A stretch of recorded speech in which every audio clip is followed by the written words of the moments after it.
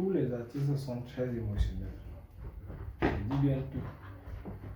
Tous sont émotionnels. Ça veut dire que si vous leur faites du mal, eux réagiront aussi à l'instant avec une émotion qui va avec. Si c'est les pleurs, ils vont pleurer. Ils ne vont pas faire semblant, genre, comme si c'était que...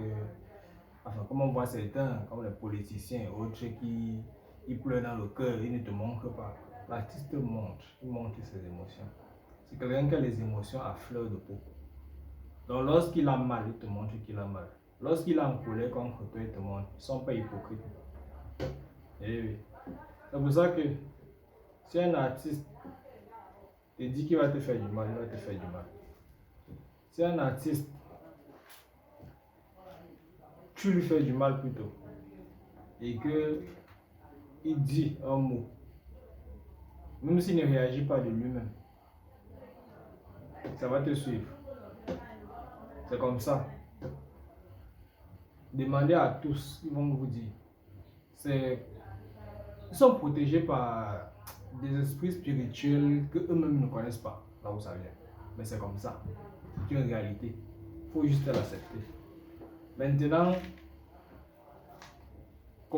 savoir contrôler les émotions, là, non, ils ne connaissent pas. Ça vient comme ça. Quand ça vient, ils prennent.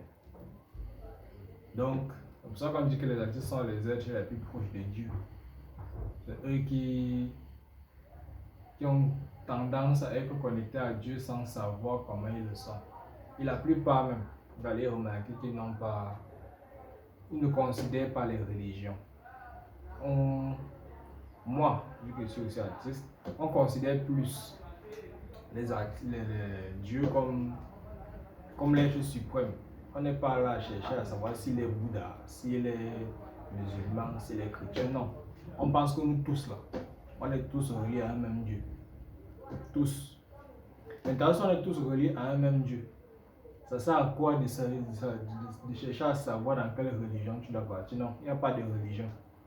Le plus important, c'est savoir que Dieu existe.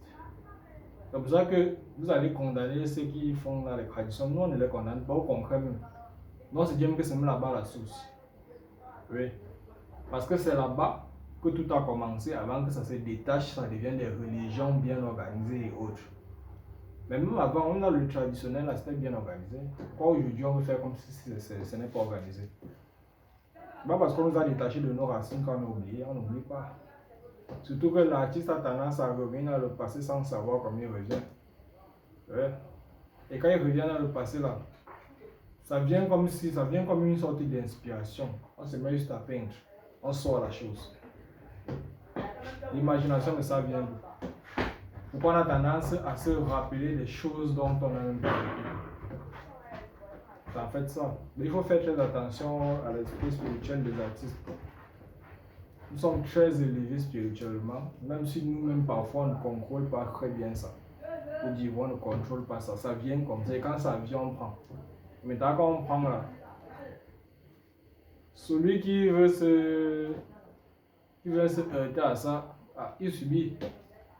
Mais celui qui comprend qu'on ne doit pas faire du mal à cette personne-ci, il connaît aussi ce qu'il gagne.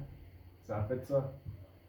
Donc, respectons bien les artistes, respectez les artistes, ça vous amènera loin et ça nous élèvera aussi. Et ainsi, on continuera de valoriser la culture, valoriser les êtres humains, valoriser la nature et ainsi de suite parce que tous les artistes sont très sensibles. Et il est rare de voir un artiste qui a un esprit de méchanceté, c'est très rare. Très rare même, je ne sais pas pourquoi, mais on a ce côté-là, ce côté humain, là, ce côté humanitaire, on est en train de défendre les causes sociales, c'est pas pour rien. Donc, c'est inné en nous, on ne peut pas changer ça. On n'aime pas voir le mal, c'est pour ça que tout ce qu'on fait, on se débrouille à ce que ce soit dans le sens de garder les valeurs humaines. Donc, ça fait ça. Bon, à plus.